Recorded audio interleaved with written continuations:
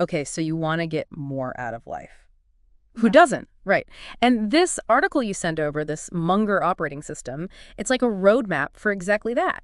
It's true. What's fascinating about Charlie Munger, Warren Buffett's partner, is that his wisdom, it applies to way more than just investing. It's like a cheat sheet for winning at life. Exactly. And he starts with this idea, deserving what you want, which is interesting because, I mean, it makes you think not about entitlement, but about really earning it. Yeah, and it's not about demanding things or, expecting handouts. It's about aligning your actions with your desires.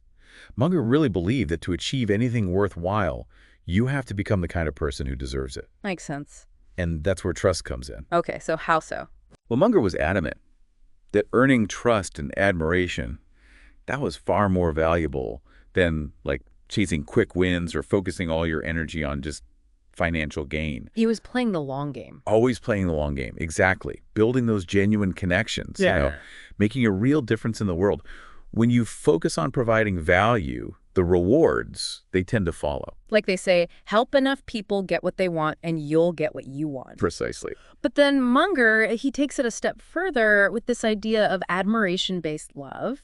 And he even talks about learning from what he calls the instructive dead. It's one of his more intriguing concepts, isn't it? It is. So who are the instructive dead and what can they teach us? Well, he's talking about historical figures, authors, thinkers, the people who really mastered their fields, those who inspire us even now. And what's the takeaway there? Should we, start a fan club for dead philosophers? Not exactly. It's more about recognizing that the knowledge we have right now is just the starting point.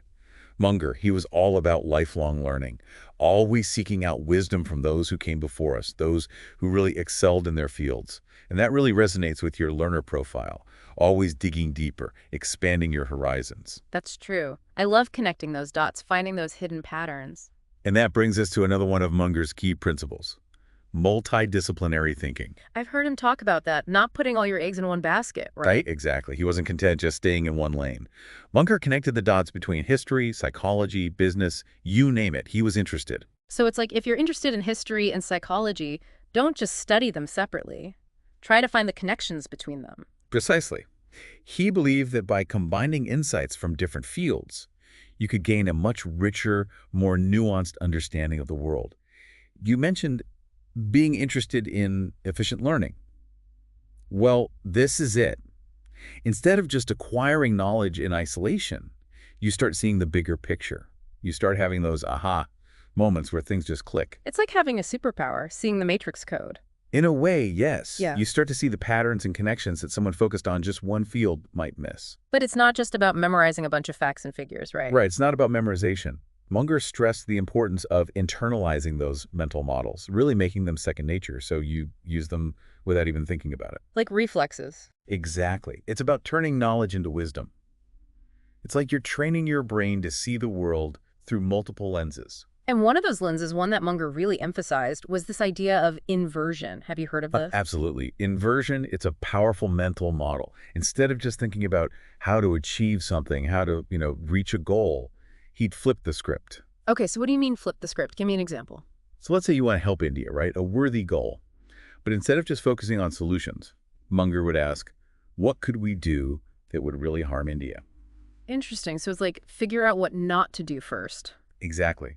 By identifying those potentially harmful actions, by understanding what could go wrong, you actually create a clearer, safer path towards positive change. It's like clearing the roadblocks before you start driving. I like that analogy.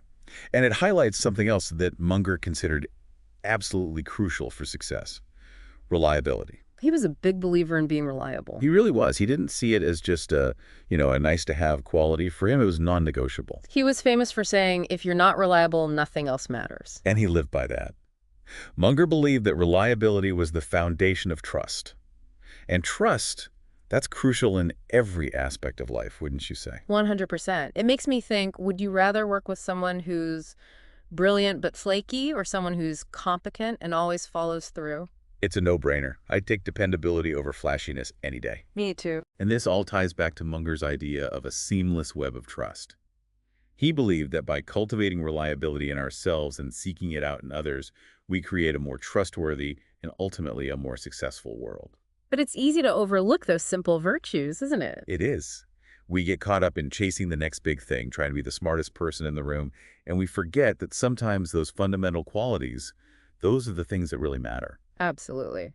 So we talked about trust, but what about being open to new ideas, not getting stuck in one way of thinking? Right. Munger was very wary of what he called intense ideology.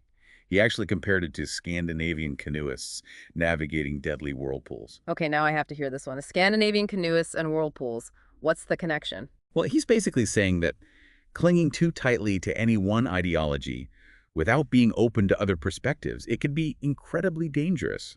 It's like getting sucked into a whirlpool of rigid thinking, unable to see any other way. So how do we avoid those whirlpools? How do we stay open-minded without getting, swept away by every new idea? It all comes down to cultivating intellectual humility. You mentioned earlier that you enjoy learning from multiple perspectives. Well, Munger was a big believer in that. He believed that truly understanding something, really getting to the heart of an issue, requires you to consider the opposite viewpoint. So not just surrounding yourself with people who agree with you all the time. Exactly. It's like, Munger had this thing he called an iron prescription for forming strong opinions. Iron prescription. That sounds pretty serious. What did you mean? So he believed that you shouldn't, really form a strong opinion about something unless you could argue the other side even better than someone who actually believes it. Wow, that's a high bar. Right. It's like you really have to understand something inside and out from every angle. It reminds me of, you mentioned earlier about seeking disconfirming evidence, just like Darwin did. Exactly. It's about being open to being wrong, to having your mind changed by new information. That's how we grow. Right. That's how we avoid getting stuck in those rigid thought patterns. So we're talking about building trust, avoiding rigid thinking, always being willing to learn. But what about like the internal stuff? Those negative emotions that can really hold us back. Munger had a lot to say about envy, self-pity, resentment. He even had that funny story about an index card risk. Oh, right. He always emphasized that, yeah, well, we can't control everything that happens to us. We can control how we react. Dwelling on negativity, it just keeps us stuck. And the index card story is a perfect example of his very practical approach. Okay, remind me about the index card story. What was that about again? So Munger would say, if you find yourself struggling with envy or resentment, write down the name of the person you're, feeling envious of on an index card. Okay. Then, right next to their name, write down everything you know about their life, their struggles, their sacrifices, all the behind-the-scenes stuff that we don't usually see. They're less glamorous moments. Exactly. It helps you remember that nobody's perfect.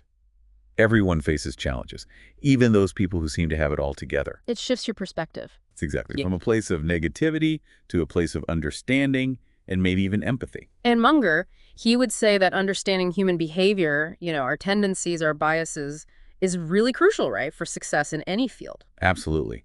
He believed that recognizing our own biases is tough enough, but understanding them in others, that's even more crucial, especially in areas like business or negotiation.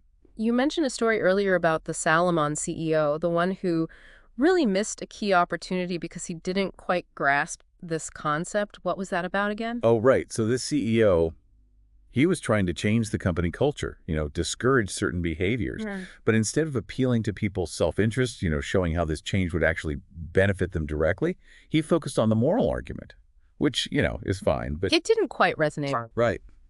It missed the mark because he didn't align the desired behavior with people's motivations and incentives. Munger had said, hit the self-interest button. Exactly. He always said, incentives are superpowers. He believed that to create real change, you have to understand what drives people, what motivates them. It's about aligning incentives, creating a system where everyone benefits. And to bring it back to Munger himself, he wouldn't have thrived in an environment, say a law firm, driven by billable hours. It wasn't about the money for him. Not at all. It was about doing meaningful work, contributing to something bigger, working with people you admire, people you respect. And, thinking about it that way, it makes you really consider the company you keep. The people you choose to surround yourself with. Precisely. Munger, he always valued surrounding himself with people who inspired him, people he could learn from, It's like choosing your own personal board of advisors. I love that. Your own personal dream team. Right. Mentors who embody the qualities you want to cultivate in yourself. It all connects, doesn't it? This idea of continuous learning, being open to new ideas, building those genuine connections, based on trust and respect. It's like the foundation for a life well lived. Absolutely. And, something to keep in mind, true mastery takes time and effort. You can't rush the process. Munger was all about concentrated experience. Right. Like he said, you wouldn't want 50 brain surgeons taking turns during your surgery. It's about finding your niche, your area of expertise, and diving deep. No distractions. And that reminds me, we talked about assiduity, that persistent effort, 14-hour workdays, that takes dedication. It does. And that's not for everyone, but it speaks to their commitment, right? Their drive to achieve something great. Exactly. And not letting setbacks stop them. Remember, Munger viewed setbacks not as failures, but as opportunities for growth. He'd say, what can we learn from this? Exactly. He'd echo that Stoic philosophy. Yeah. It's not what happens to you, it's how you react. Build that resilience. Yes.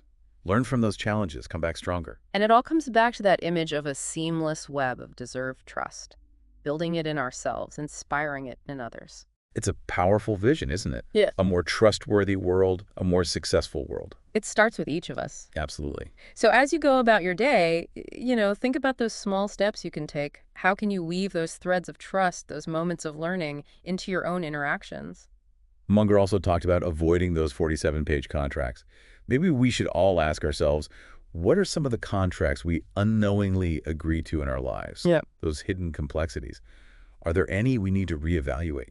That's a great question to ponder. And on that note, we'll wrap up our deep dive into the Munger Operating System. We hope you've gained some valuable insights and maybe even a bit of inspiration for your own journey. Until next time, keep learning, keep growing, and keep building that life that truly works for you.